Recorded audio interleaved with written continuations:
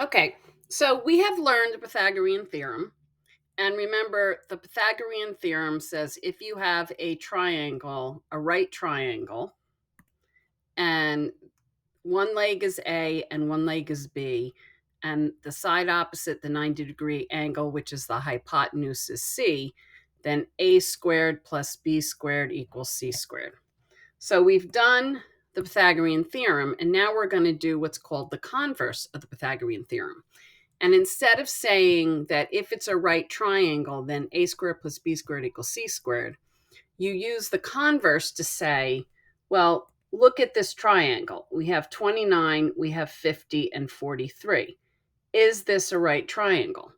It would be a right triangle if A squared plus B squared equals C squared. And in this case, it doesn't, because you end up with 2690 on this side and 2500 on this side. So what that shows you is this is not a right triangle. So we're going to use the converse of the Pythagorean theorem. So let's look at number one. Number one says, is this a right triangle? So I have to do 36 squared plus 77 squared. Does that equal 84 squared? So let's see. And for this, you can use a calculator. So 36 squared is 1296. And 77 squared is 5929. And if I add 1296 to that, I get 7225. And now I have to see what 84 squared is. And 84 squared is 7056. So this is not a right triangle, because if it was a right triangle, they would be equal.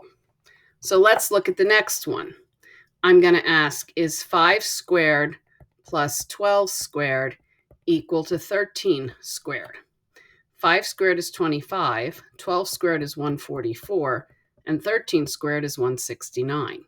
And when I add 25 to 144, I get 169. So that means this is a right triangle. Okay, so you're going to do the rest of the problems on this page, and then you're going to look at the homework board and see what else you're going to do. But that's the end of this video.